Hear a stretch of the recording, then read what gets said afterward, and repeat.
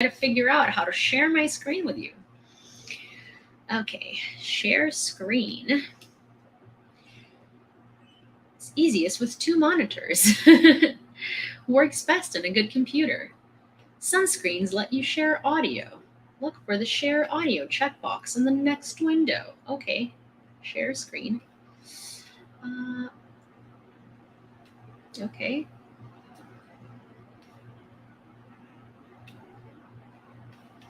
Window. Okay. Chrome tab. Perfect. Video details. I think press conference. Perfect. Share. Okay. So. Perfect. Hi. Hi, Veronica. Hi, Lauren. Hi, everyone. So, do you guys want to see it, or are you good with just audio? Let me know. Okay. I'm gonna actually wait like a second. I'll see. I'll let people. Thank you, Aaron. I'll let people accumulate here for a second. Hi, Praxis. And then I am going to. Okay.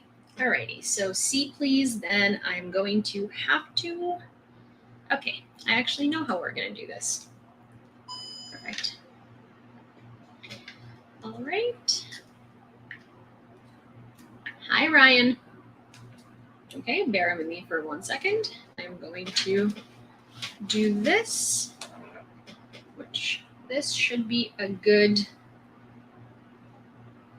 No, we're not watching Wikipedia. We're watching the Azovstal press conference that you wanted to watch so much. Okay, so let's see. Let me just see. Green is your color. Thank you. I actually really like green. Hi, Sirko Mazapa. Nice to meet you. Okay, I'm going to start the press conference in just a jiffy, basically. Let me see. Boom. There we go. So you will be able to see it on TikTok too, and I will be able to read your comments. So perfect.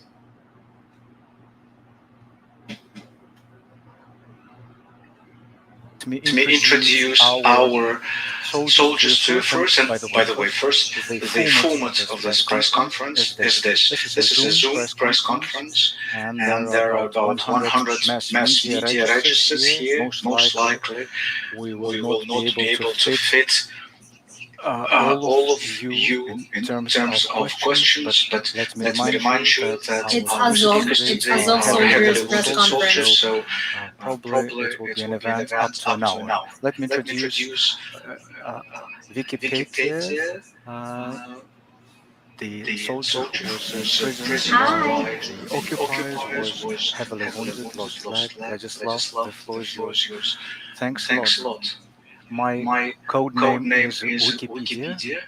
I performed military assignments from the beginning of the full-fledged invasion until the night when the decision was taken to evacuate from the steelworks. I've been heavily wounded, was in a very difficult state in the night before the evacuation. For 6 weeks, I was staying in Donetsk in hospital number 15. Vyacheslav, can you tell us how the Russians are treating prisoners of war? What instruments of pressure and coercion do they use, and whether they have used it against you? Well, the Russians are using all the tools to coerce the prisoners. It's important to understand that Russia does not look for the truth. They already know what the truth is in their mind's eye, and then they try to tie it with the facts that might serve as evidence to their truth. So uh, Russian needed some uh, evidence that they were cheating us, but they were not properly curing us. They just wanted us to stay alive until the moment when we might be exchanged. And in our case, we were lucky to be exchanged. So, in terms of the pressure and coercion, first of all, it was a psychological pressure, a very tough psychological pressure, because we were not allowed any means of communication with our relatives, with the outside world, and they tried to explain the psychological pressure by claiming that nobody needs you. You are losing this war. You have nobody to call to, and you don't need to call anyone. But that's already a violation of international conventions. Just imagine that when heavily wounded are staying in the hospital, but from day one they start psychological pressure, interrogations. In my personal case, the interrogation started even before they started uh, giving me antibiotics after the amputation of my left leg. So it's not treatment, medical treatment at all. Other uh, soldiers were exposed to tortures with needles inserted into the wounds, not offering water or not offering access to sufficient medicines, or not even giving ability to undergo needed medical treatments procedures. But the Russians claimed that it's a full-fledged medical treatment, uh, and so, but we were not treated properly because no special medical doctors would come to us. They would not bring us the needed medicines, uh, and the same is true in terms of surgical procedures. So when they didn't want to treat some of the soldiers, they just kept them back in the hospital after we were exchanged. And I don't know their fate now. Well, as to the tortures that you just mentioned, was it happening during interrogations and so-called investigative measures, or during treatments as well? During all this time, we were exposed to uncomfortable conditions, and they were uncomfortable even for healthy people, let alone for heavily wounded soldiers, because everyone in that hospital was heavily wounded. Some of the soldiers were kept not in this hospital number 15, but in Yelenivka, in the prison for prisoners uh, of war, and one can only imagine what sort of torture the healthy brothers in arms were exposed to. And I can judge it from the videos, how hard it is for them and how inhuman the conditions are. Thank you, Vladislav. Now the floor goes to Denise Chiporko, codename Manga, also Azov regiment. He lost his hand, was heavily wounded, was imprisoned. So, Denise, can you share with us what you witnessed and what were the conditions of your uh, imprisonment, and what are the state of your brothers that are still there? I am Denis, defender of Mariupol from February the 24th. I was wounded on May the 11th, lost my head, and got a wound in my leg, and I was a prisoner of Olenivka prison. Well, this Olenivka prison, have you heard or witnessed when some of the prisoners of war were taken out or tortured or um, exposed to uh, extortion? Well, I've been a witness of our soldiers being beaten up. They will take off our clothes, force us to sit down. We cannot lift our hand or head. They will be beating on you if you try to lift your head. I was beaten, being asked to sign some evidence. What sort of evidence? Well, the evidence against our commanders, claiming that allegedly we bombed the city, that they wanted us to take the blame for all the crimes that they perpetrated. So, and what did you say? I said that I would not sign this, and they would start beating on me with sticks. They would always threaten me with execution.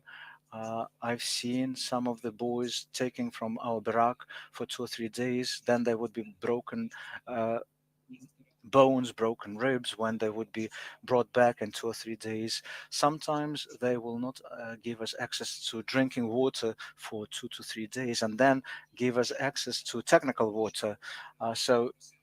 Also, a limitation on food supplies. So Russians were not meeting the Geneva Convention conditions. We were all sleeping on the floor in the 1 square meter space per soldier. Uh, Dennis, uh, Red Cross or any other international organizations have they been observing your stay there? Well, when I was brought to Olenivka prison, there was no Red Cross people allowed there. We were told that their car was outside the walls, but they were not allowed into the colony. Dmitro Vasichenko, code name Vishnya, who serves in the military intelligence. What have you witnessed, and what do you know about the conditions of stay? Hello, I'm Dmitro Lysichenko. My code name is Vishnya. I flew. Well, Dmitro uh, was dropped from a helicopter on the 28th of March. So he was one of those volunteers to be flown into the already encircled city. At that time, Mariupol city has been heavily ruined. You could not recognize the city. So Dmitro agreed to fly in on the helicopter, risking being dropped down by the Russian air defense. So, how long did you stay in Mariupol? Until the end? Until we moved to Azovstal? That's where I was wounded twice. So, you were you became a prisoner.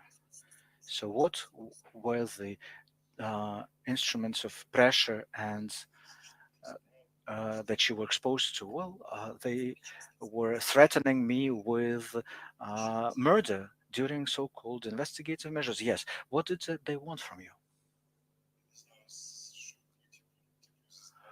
Well, they wanted us to claim that we were killing civilians and non-combatants. Of course, we didn't do that, and that's why we never uh, signed those evidence statements.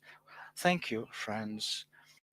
Let me once again remind you that our heroes are heavily wounded and are undergoing medical treatment and rehabilitation right now. So, friends, your questions, we will see your hands raised in Zoom conference. Go ahead. Hello. Hello, Simon. Can you hear me? Simon Schuster from Time Magazine, a weekly magazine. If it's okay with you, I would ask a question in Russian. My Ukrainian is still raw. Well, first of all, thanks a lot for this press conference today.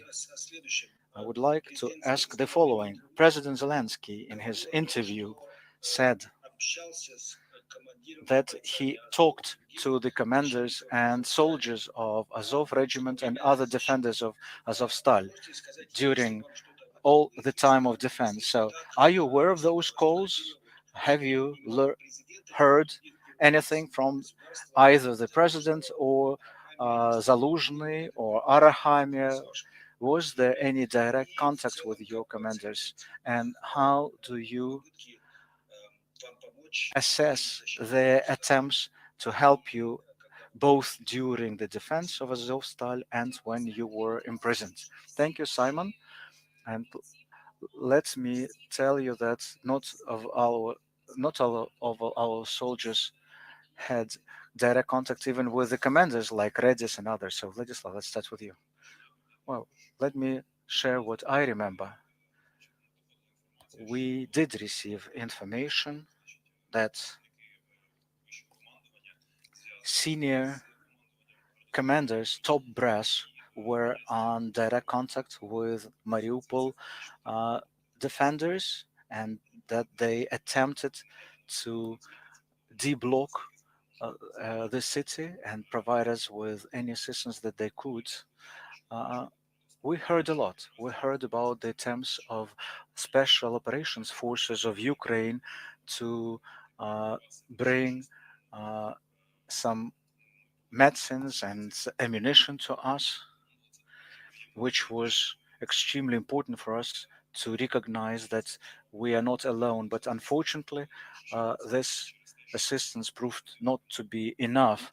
But what's important to recognize that Mariupol was the city that was important for the enemy. So they brought so many air defense means that Bayraktar and other UAVs would not be able to fly all the way into the city, and thus uh, we had to continue uh, the defense with whatever ammunition we had left. So the question was, how do you evaluate the attempts of President Zelensky and of the authorities in the uh, in respect of their attempts to liberate you during the defense and after you were imprisoned? Well, when I was there, I was evaluating those efforts as positive. But now, when I learned how much they tried, I believe that they did uh, everything they could to save us. Friends, your next question, please.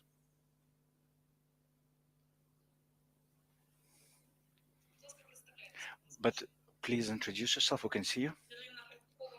Irina Prutkova, Mariupol. Well, first of all, I would like to thank the defenders of Mariupol. And my question is, what personal assistance do you need or your families? Denis, could you respond to that? That's the question to all of the participants. For the time being, it's the Azov regiment that provides us with the assistance. So you can uh, uh, ask them. Well, Azov regiment has so-called uh, medical support and rehabilitation service, which provides assistance not only to the soldiers but to the next of kin, direct family members. So Olena Tolkacheva in Facebook and Telegram, or Angels of Azov, um, she is dealing with this professionally for 8 years to both soldiers and their families.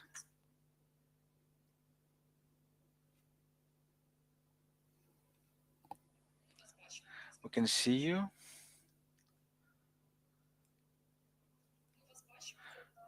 Please introduce. Yeah, hello. My name is Vladislav Masyuk. I worked for Current Time Media.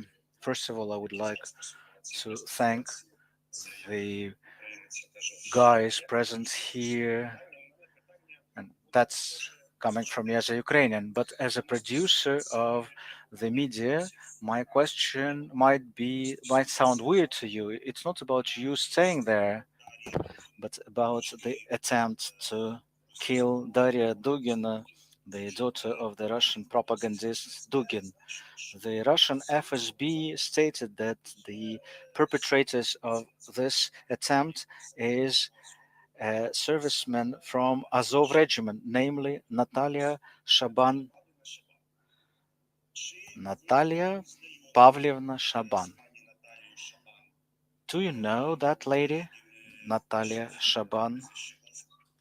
Her maiden name was Volk, and she might might have a daughter of 11 years of age. So, being in Mariupol, being Azovstal, have you come across this person? Because uh, o- uh, there is an FSB statement, and there is a Russian site similar to Mirotvorets, Peacemaker, where they collect data about our military, and there is information about Natalia Shaban, born 1979, who, as they claim, was a soldier of Azov regiment. Can you comment on this? Thank you, Vladislav. I'll try to handle this question. Yeah, I also read this news like 30 minutes ago, and it sounded ridiculous to me, actually. Why ridiculous and laughable? Because FSB is not earning their pay, because this fake looks so funny. Why fake? Well, first of all, no, I don't know this person, this lady personally. Secondly, the documents that they showed, I mean, the enemy and the enemy's media, they show the documents of a person who is not a serviceman from Azov regiment. Let me explain why. Because our uniform is multicam, uh, multi-camouflaged. So all our pictures, all our ID pictures have the same uniform. While this lady wears the parade grounds uniform of the National Guards, and even the ID says that 3057 National Guards unit, and Azov regiment is part of that union. But not everyone who serves in 3057 are Azov regiment soldiers. Thus, this lady is not a soldier of Azov regiment. Another funny fact: how would the enemy have this information, those documents, at all? Yesterday, at one of the Russian channels, I have found ID, my own ID, the bank credit card that the enemy found, my credit card, and now they claim that this is the document belonging to a soldier who was killed, but I'm alive. And uh, also, in their public websites, you can still see my name as killed in action, but which is not true. Back to this lady, you can see that it's written there that her ID was changed when she got married. So what was shown was an old ID that was probably found in the archives of military unit 3057, and the enemy might have found it, and now they claim very similar to business card of Yarash. So it's a fake, and all the facts that they claim are true are actually bogus. Most likely, the commanders of Azov regiment will make a separate statement on this. But guys, are you even aware of a colonel lady in Azov regiment? No, no.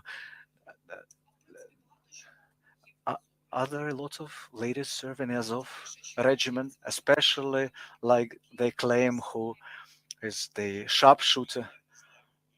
I personally don't know a single female soldier of Azov regiment who would be directly involved in combat. Neither sharpshooter nor the heavy machine gunner. Yeah, in our regiment we do have female uh, soldiers, but working as in the administration of our regiment and the headquarters. On the front lines, uh, there were only uh, male soldiers with proper military uh, professional skills. So whoever claims you that there are female soldiers who were fighting with small arms, that's a fake. Well, Thank you for this response. There are no female soldiers of Azov regiment who would be directly fighting with small arms. Next question, please. We can see you, please. Introduce yourself.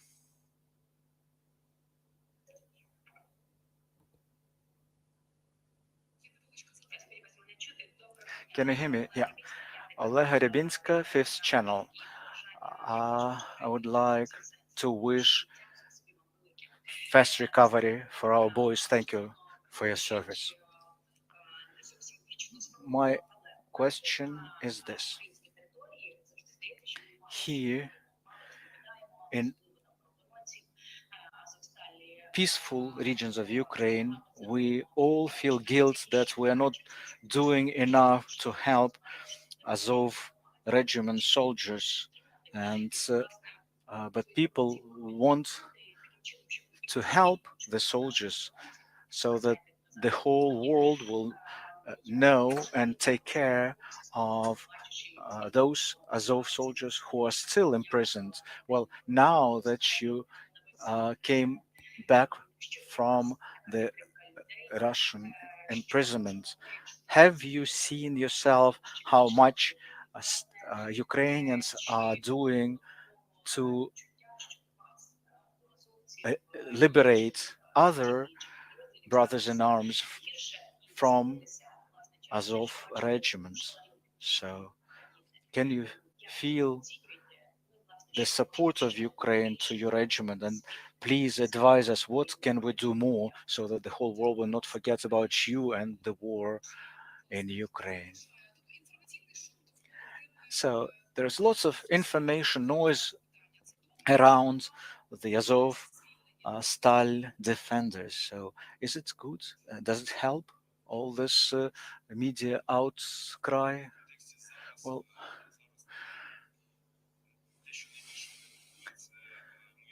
right now, what I can care about is what happens with our brothers in arms in Olenivka prison.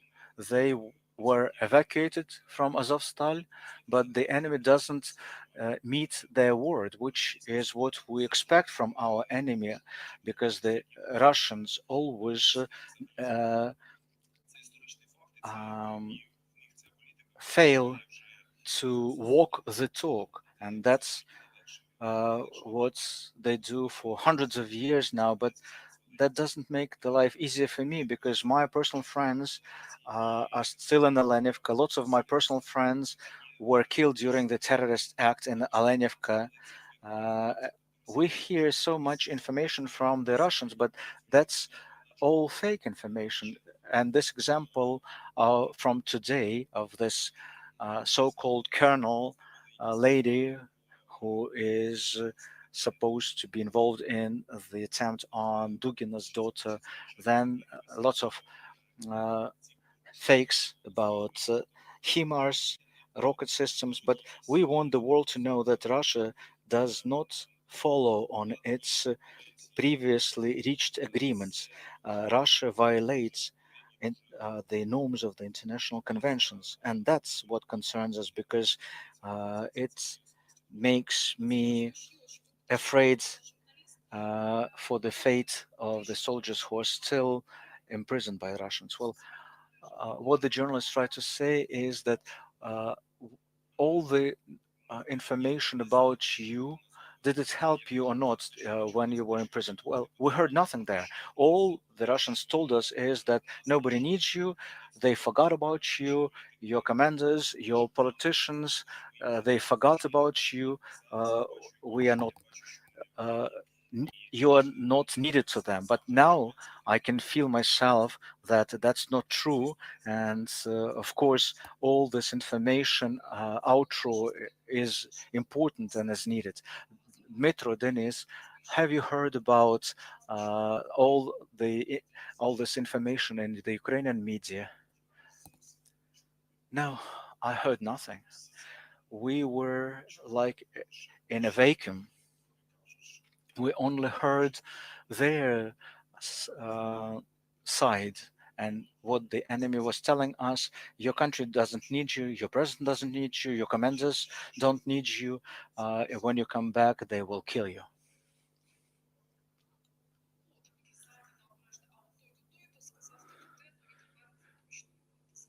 But somebody mentioned something, and that's why we will not release you.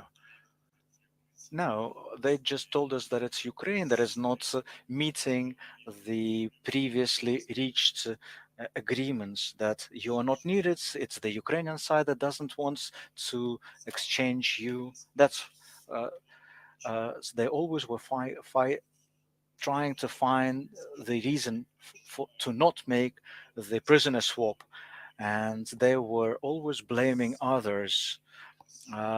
So of course they were trying to find scapegoats. They are saints, and everybody else is to be blamed. Dennis, what about you? Have they told you when you were in prison that Zelensky said something, and that's why we you will have to repay for this, or that the Ukrainian mass media says something and that you will suffer for that? No, we they haven't shared any information. They told us they've already captured Zaporozhye. Now they captured Kharkiv. That they again close to Kiev. That they don't that Ukraine doesn't need us, that even if we release you, it's the Ukrainian side that will shoot you down. They also always claim that they almost occupy the whole of Ukraine. Have you ever believed them? No, never. There is brief delay. I have another question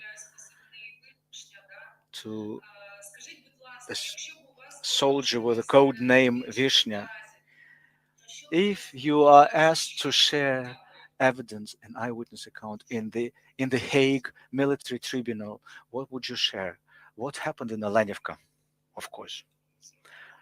What they did there, how they destroyed and killed off my brothers in arms. What exactly would you uh, share about this incident? The whole world observed that it was no attack by HIMARS. These were not our bombs. That was the doing of the enemy, and it violates Geneva Convention. It's these are the crimes of humanity. What's your version of the events? That was a terrorist act perpetrated by the Russian enemy against military prisoners, prisoners of war, people without weapons, people staying behind bars. They were tortured. I don't know whether they were alive when this terrorist act was perpetrated by the country that is a terrorist country.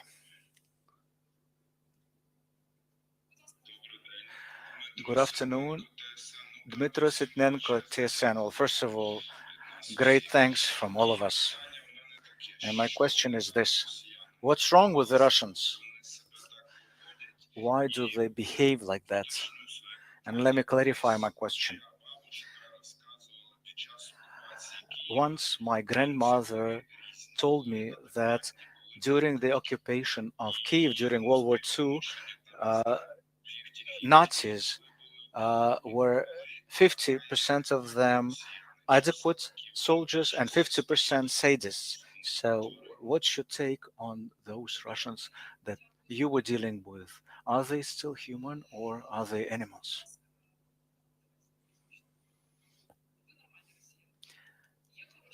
Are there any good Russians?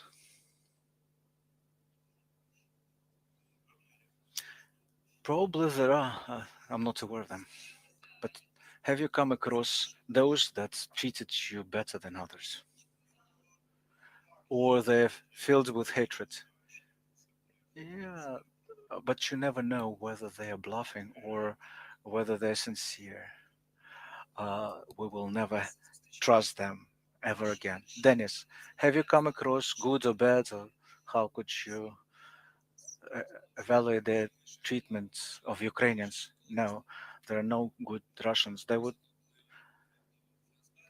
when I was interrogated by FSB officers, the first interrogation was calm. They were interviewing me. They even gave me 2 cigarettes to smoke. But then they started threatening me when they learned that I was uh, serving in the tank unit. Well, they started moral tortures. Vladislav, oh, my take on this is this. Well, let me and respond by asking a question from you. Why would you assume that I could come across good Russians? How could they possibly be uh, guarding me there or interrogating me? Good Russians will not get there, but I can tell you where can you find normal, adequate Russians. They are citizens of the Russian Federation. They are civilized, educated people who, even before the full-fledged invasion, left the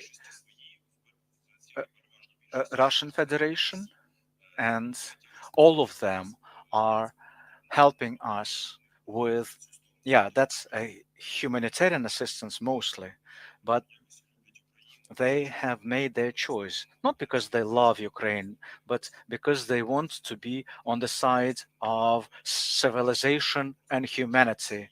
So they are not like the predominant majority of the Russians, which is let's keep supporting Russian troops because they're our troops. But normal, adequate Russians, yeah, they are abroad from Russia, and I don't even treat normal or adequate those Russians who are still staying at the territory of the Russian Federation and keeping mum, being silent. Yeah, I know that they're afraid, but because of their fear, they help the aggressor country, the country that is clearly a terrorist country.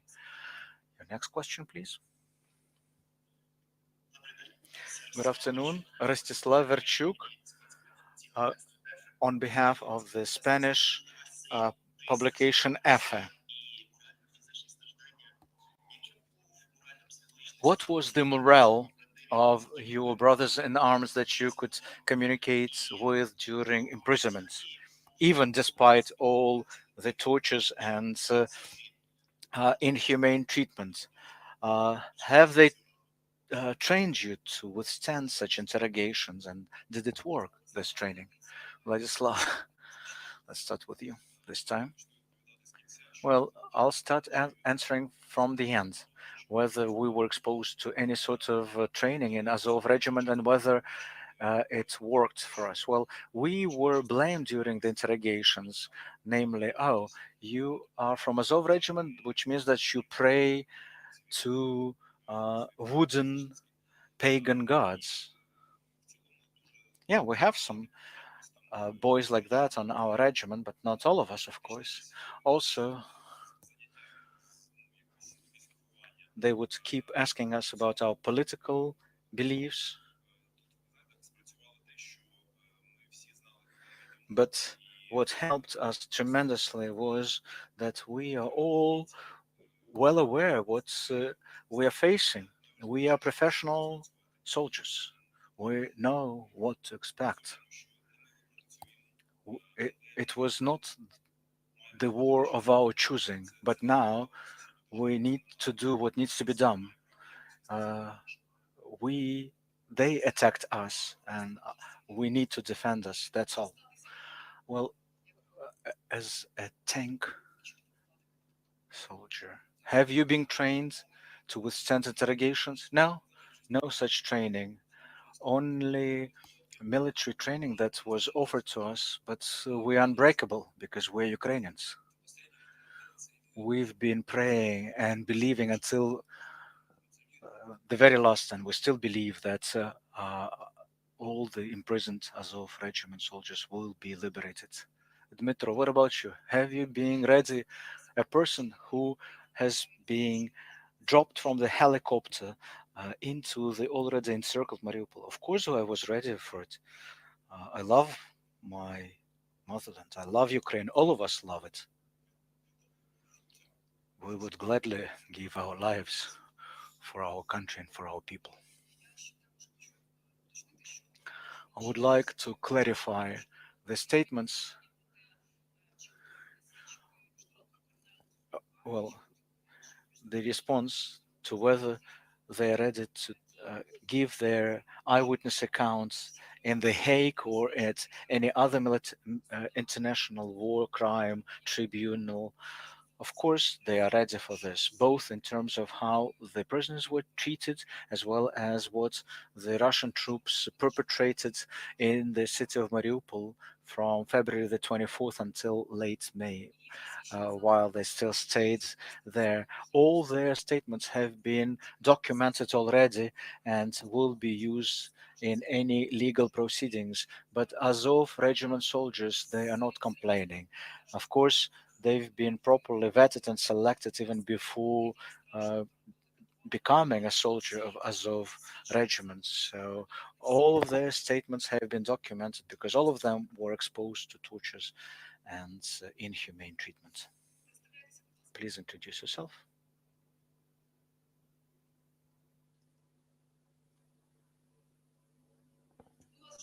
We can see you. You're on.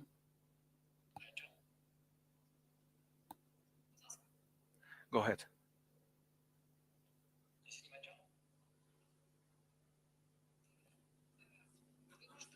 You can speak now. Question. How do you know that Alexander Dugin, daughter, has been really killed in a car? There is no proof, no photo. It could be anybody in the car. Any dead body could have been put in the car. It could be completely fake. This is my question.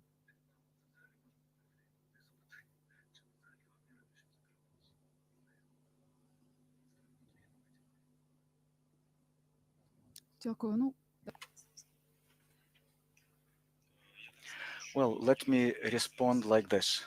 I can believe now that Russians are faking everything. And you're right. It might very well be that she's still alive, or she might have been killed by some guerrilla freedom fighters inside Russia.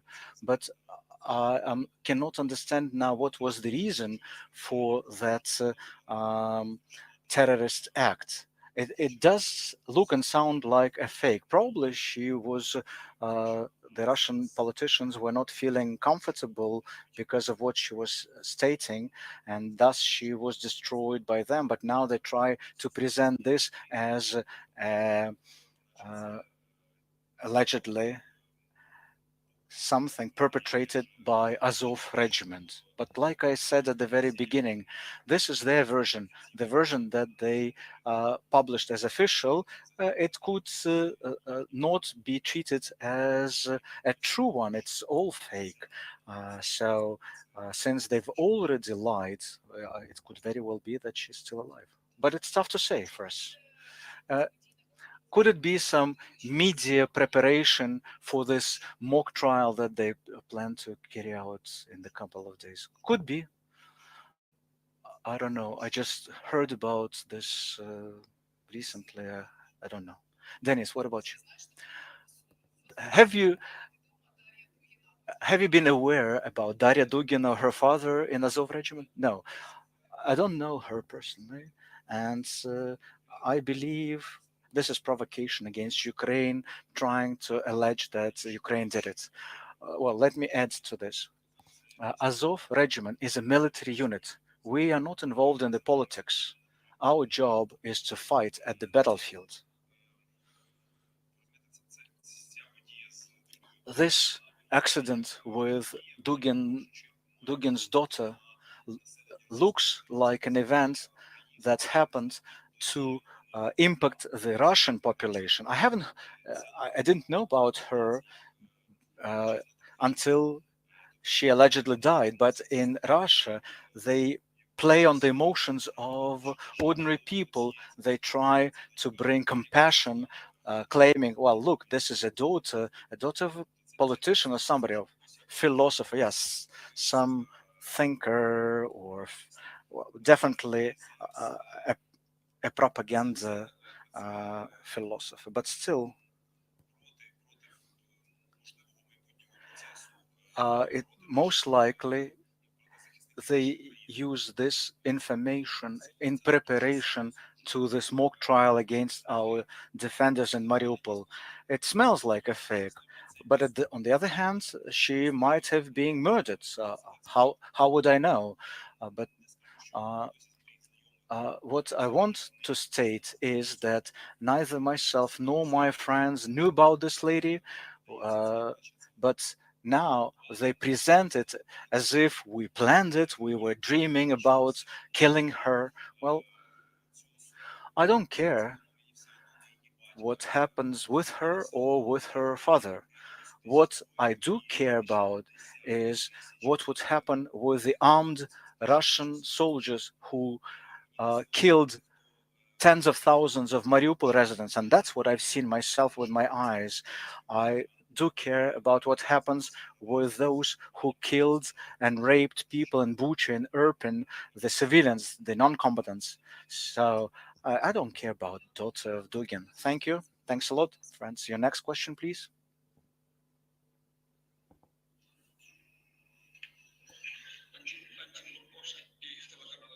Antin Borkovsky, Espresso Channel.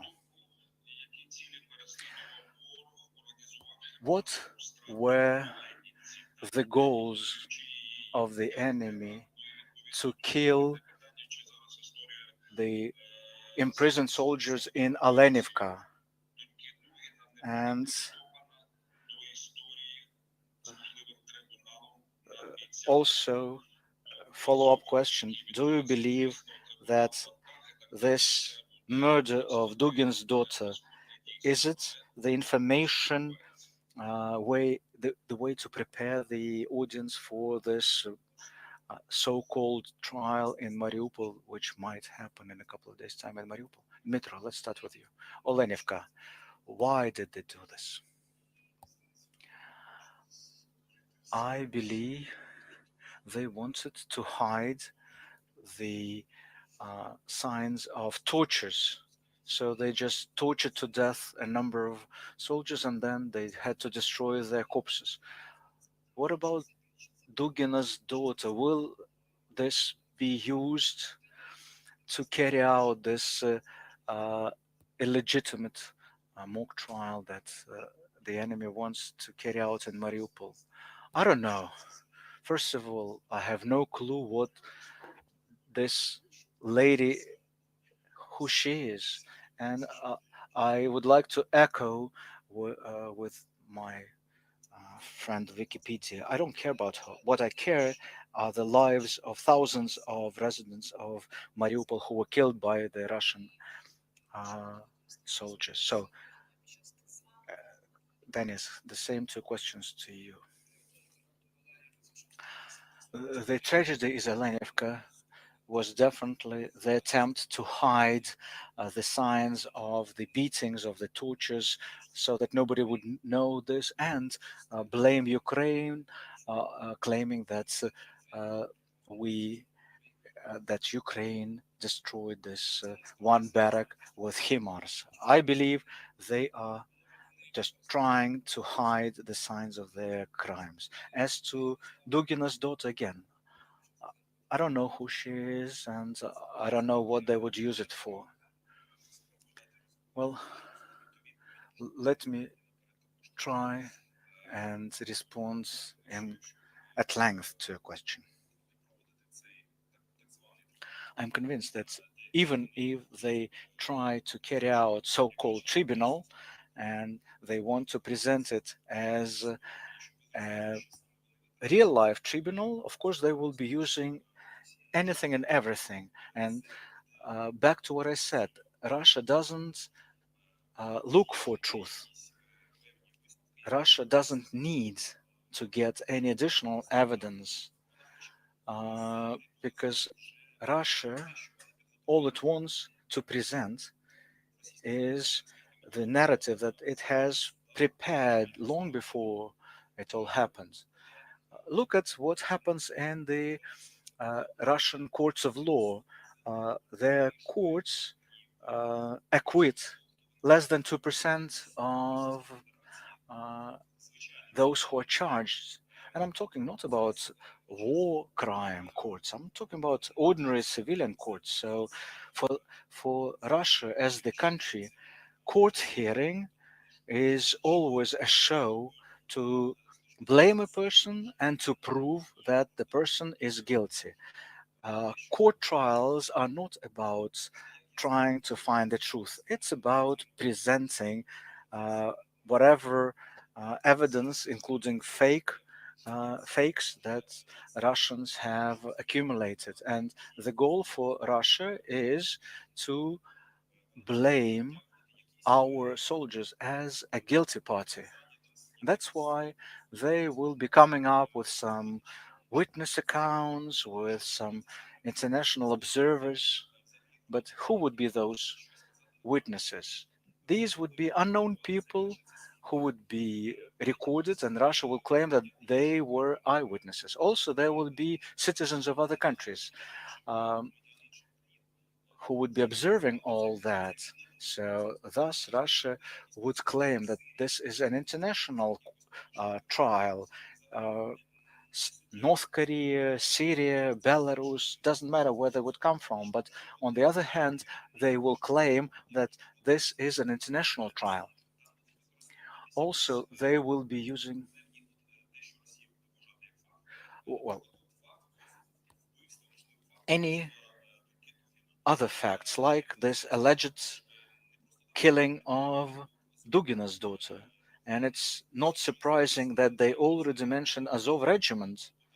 And I wouldn't be surprised if they would be now beating and torturing some of my friends who are still imprisoned there, and they will sign statements that they know this lady with the name of Wolf, or they will be going through motions trying to uh, present this whole trial as a legitimate process, but they already have the sentence written down. All they need to do now is voice out good for nothing evidence, and that's what we will all observe.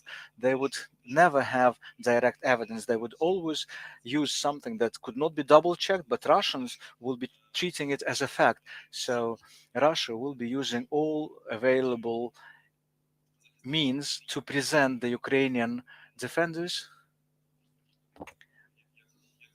as criminals.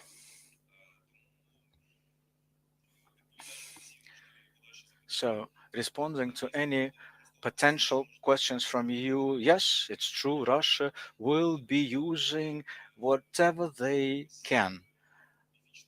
Daughters of Dugin, uh, Mariupol residents killed with bare hands by Azov style defenders, not only Azov regiment soldiers. But we all know that the shelling was perpetrated by enemies, tanks, artillery pieces, and planes. Dozens of thousands of Mariupol residents were murdered. And I know for this for a fact, we didn't have so much ammunition to perpetrate so much ruins in Mariupol, which we now can observe on the footage. But they will try to present this as something that the defenders of Azovstal perpetrated. We are running out of time. Some of our soldiers will need to take additional painkillers. So, time for the last couple of questions.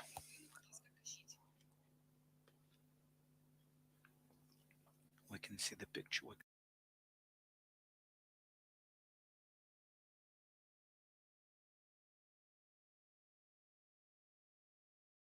Okay. I think that for today, we are going to be done with this, and we're going to finish it tomorrow and have a little bit more of like a breakdown of everything that happened. But let's talk a little bit about it. I feel like these Azov interviews and sort of like showing you guys what they're saying is very important, because it gives you a perspective into the way that these guys think and how they feel about what they have done.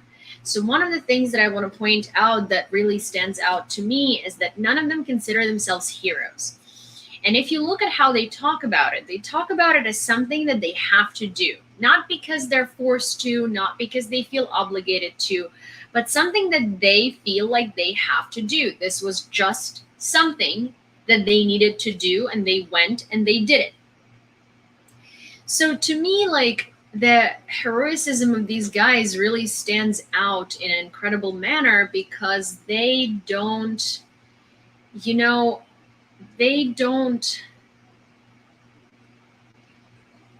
good morning. They don't really, like, nothing seems to faze them, you know? Absolutely nothing seems to faze them. It doesn't seem to faze them that absolutely every one of them was wounded. Like the guy who was talking the most with the call name Wikipedia, he lost his leg and he's blind in one eye now. And it doesn't seem to bother him in the slightest. None of them really seem like they had come back from a war zone in the way of their spirits. The only way you can tell is by their injuries, right? The way they talk about Russian captivity, the way they talk about Russian interrogations, the way they talk about torture, the way they talk about all of these things. You know, these journalists asked them, they were like, were you trained to withstand torture? And their answer was really like, no, we were not. But what's there to be trained in? You just don't give in, you know? Like, they don't necessarily, I feel like to them, these questions were a little silly, right? Because they're like, what do you mean trained in withstanding torture and not giving in? One of them in another interview, he was on here, he was the furthest to the right. His name is Vishnya. The call name is Vishnya, the guy with like a beard. He was talking in another interview that I watched about how he was talking Ukrainian to them. And then one of the Russian soldiers was like, oh, stop talking in your pig language or your swine language or we're going to beat you. And he was like, well, you know, for a second, I thought to myself, like, oh, you know what, I'm going to continue speaking Ukrainian. But then I was like, you know what, actually, what's the point of them beating me, you know? Like, it would make much more sense and a much faster like recovery for him to not have that happen. So he switched to Russian and he was like, well, if I do get exchanged and if I do come back, then I'll come back with less injuries, you know?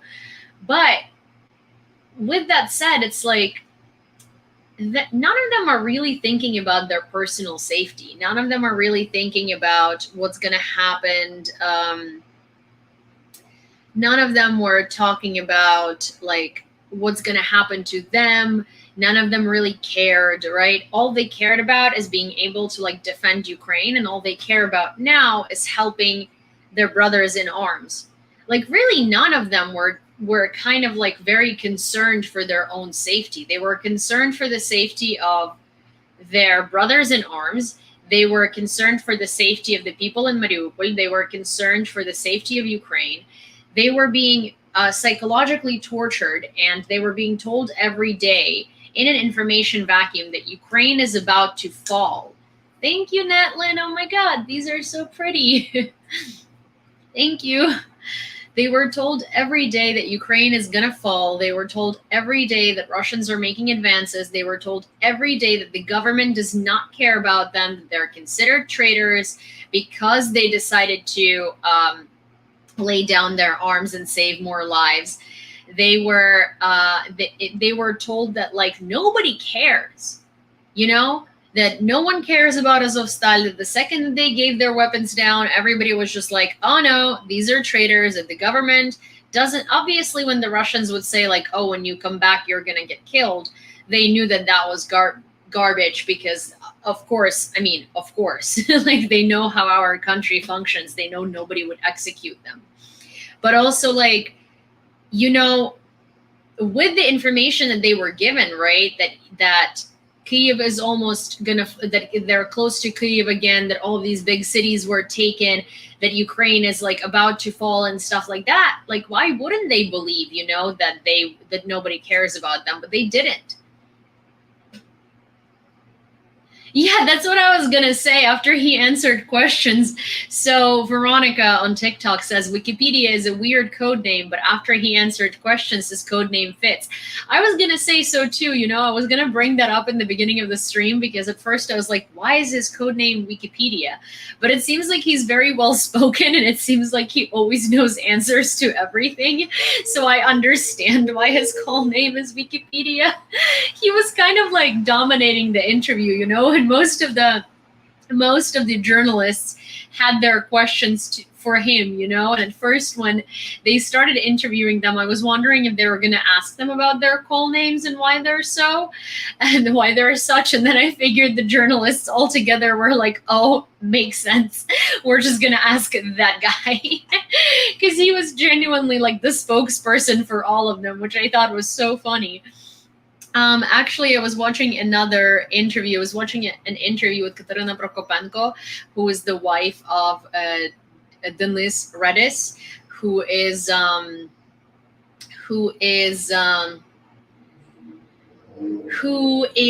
the commander of Azov Battalion, and he is still in Russian captivity. He's most likely kept in Moscow. Most of these guys were saying that when they were interrogated by Russians were looking for them to say a lot of dirt on Redis because he's the commander. There is no dirt they could say on him because he's a hero. All of them refused to basically cooperate with the Russians, and obviously Russians were not very happy about it.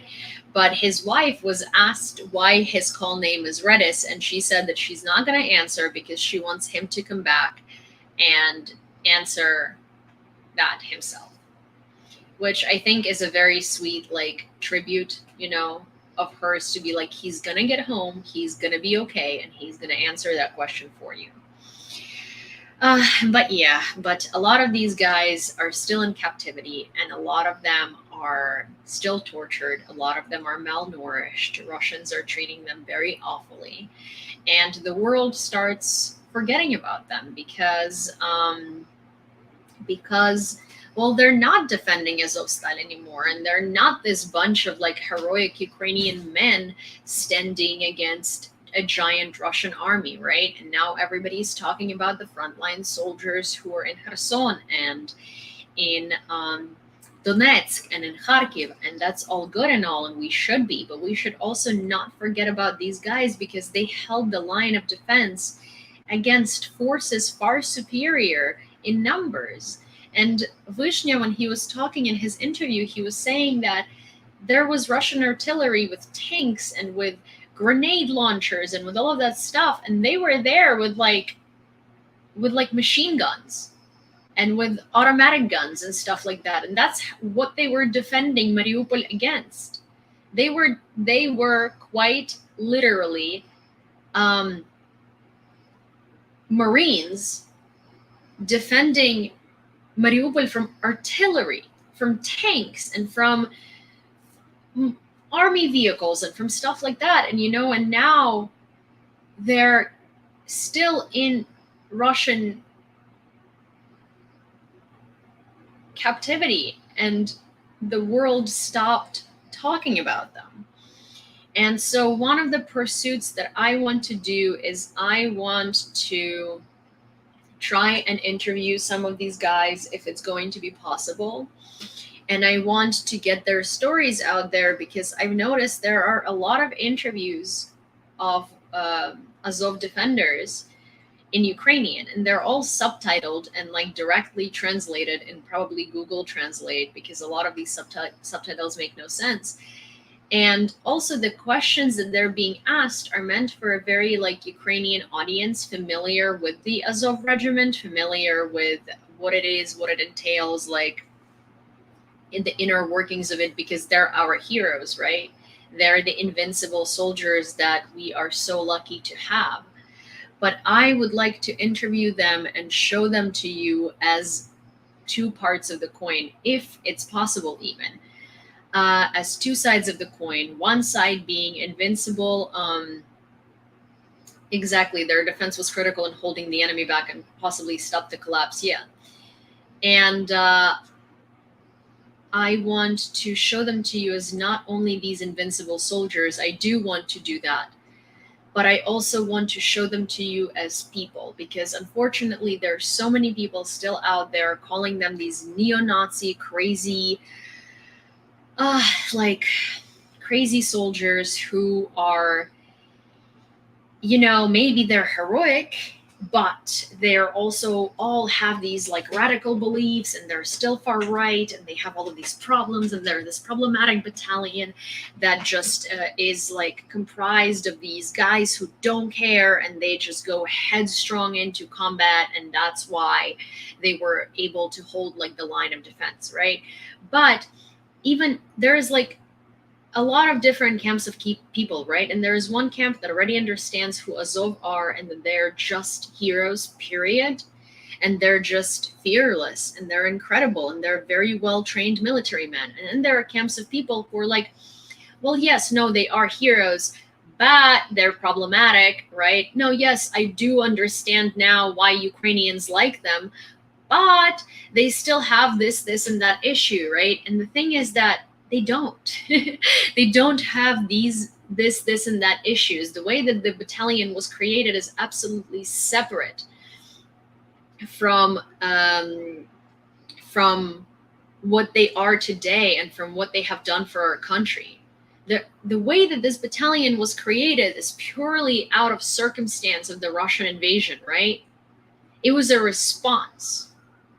And what this battalion has been, is, and will be is a very different thing. And I really want to show that to you, and I really want to ask them questions from a perspective of like someone that, let's say, does not know a lot about them, right? And I really do want to show their human side, because I do want to show you that these are people, and these are people that just love their country, and people who stand for one belief, and the belief is in the good and evil, right? And who just are willing to give their lives for the protection of good, not for any other false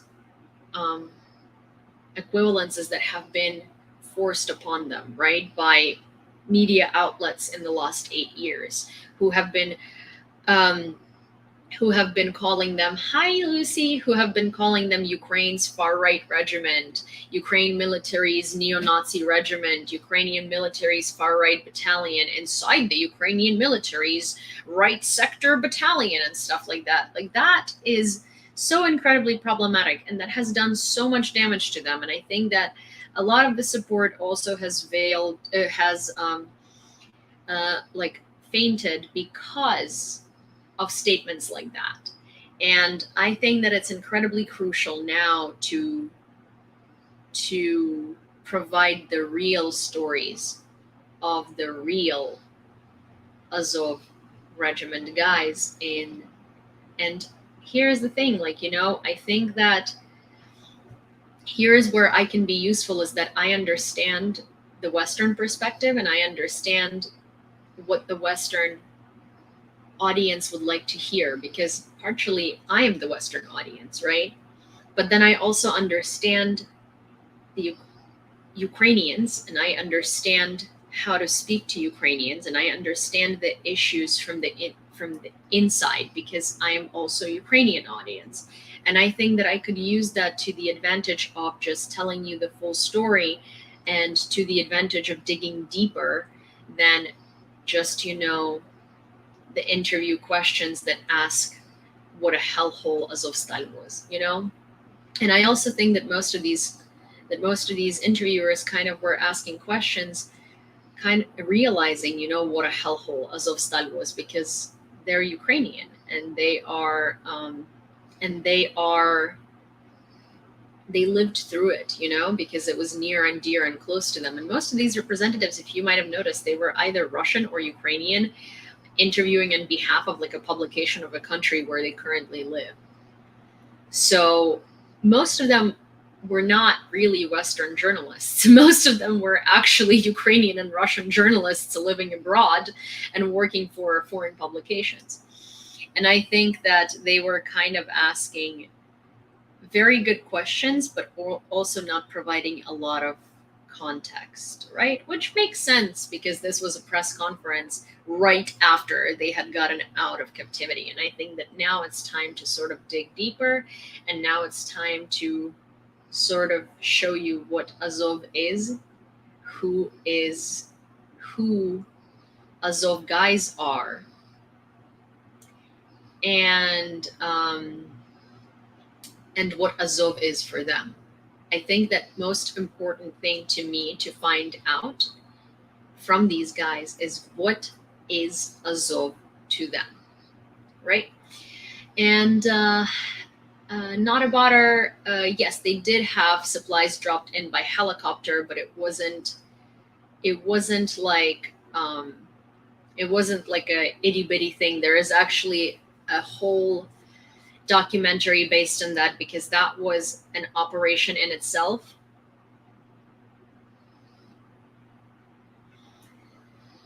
That was like an operation that was operation in itself, and it was incredibly difficult. And that operation was called by the Ukrainian government a one-way ticket, and it was a volunteer operation. And actually, Vishnya, the guy on the far right, was one of the people who agreed to be dropped into Azovstal when they already understood that there was most likely no way out of there. Oh, hi, Cyberdoc. Thank you. Hello. Good to see you. But so yeah, they were depoliticized in 2015 when the government approached them to be a real regiment of the military. Because if some of you might not know, some of you might know, but Azov was formed basically as, I have a video pinned to my profile about them that I think is going to be very interesting for you to watch if you haven't yet. But it basically explains to you how Azov was formed. And it was formed as like volunteers. It wasn't even a battalion. It was just like a bunch of guys who were living in the East whose home was being invaded, and our army was garbage, so they just took up arms and went into combat. But they happened to be so incredibly prepared, fearless, and so incredibly like effective that our government wanted to make a battalion out of them. But it just so happened that the guy who organized them was a believer in far right ideology. And so the government was like, well, that can't happen. So they basically cleaned them up, and they were like, okay, well, we can make you legitimate, and we would love to have you as a battalion, but we can't have that going on there. So they got depoliticized, and they got really, really cleaned up. So yeah. So that's what happened.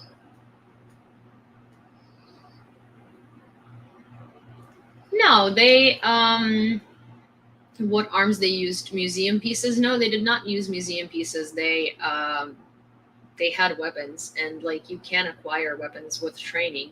Obviously, they were not just like, the type of a guy who's going to sign up to do something like that is going to be a guy who had already had a permit to carry and a permit to have a weapon, right? They're not going to be like the type of guys who were just sitting at home on their couch. Like, these were like very athletic guys. A lot of them were football hooligans. A lot of them were ultras. So they already knew their way around the weapon. A lot of them did have their own weapons. They had permission to carry a weapon, right? Because in Ukraine, that's like a thing. But they weren't using museum pieces, but they were using their own weapons. So yeah, and then further than that, I really don't know. I can do a video further explaining what happened and how they became an official battalion, but they were called cyborgs, and they were called cyborgs because of the battle for the Donetsk airport, because they were just invincible, and these guys were so underprepared and so not underprepared, but so undersupplied, and yet they held the line on land so crazily.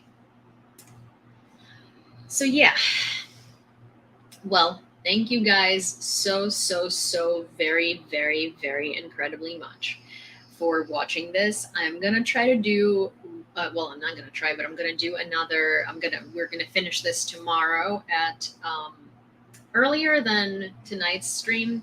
Tonight's stream is very late because I didn't do the news at the right time.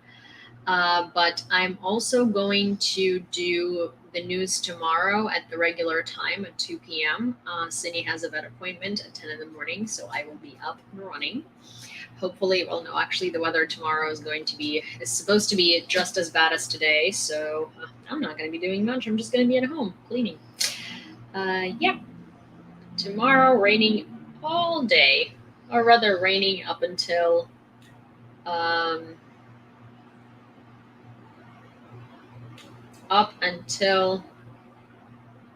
noon, and then just really, really ugly weather. Yeah, I did have a chat with Malcontent. It was great. Let's go, Cindy. Yeah, it was very, very. I love having chats with Malcontent. He is so incredibly informed, and I think that I just generally like get along with him, I guess. And he's just such a. He's a very positive person. I really like his. Just his, I hate the word vibe, but as in like he exudes very positive energy, yet he does, he talks about very, very, very, very, very gruesome events in like incredible detail with incredible research, but he also manages to do that in a very upbeat way. And, it's not boring. And the thing is that while I talk more about history and break down the context and sort of why it happened, how it happened, why it's happening, right? I sort of analyze things for you. He gives you raw, hard facts, and he does it in a fashion that doesn't put you to sleep, which not a lot of people can manage to do. So I really admire that, and I think he's very informative. And I am very, very, very grateful to him for taking up Ukraine and reporting in Ukraine. So yeah. I'm very glad that I got to chat with him tonight, and that was a very good chat, and he's great. So yeah. So yes, I'm going to go to sleep because sleep is needed. I'm going to go update the thumbnail on this thing so it doesn't just show you like a random snippet of this live, because I photoshopped one while we were listening. And I will see you guys for the news tomorrow. Yeah, the mass shootings in America have been far too many and far too often, unfortunately.